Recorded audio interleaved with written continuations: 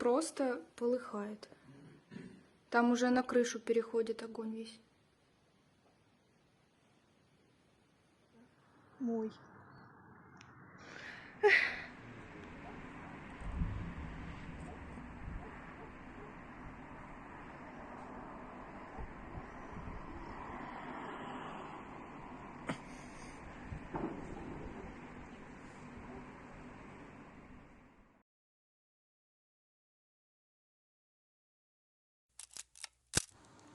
Подписывайтесь на канал, и вы всегда будете в курсе свежих новостей.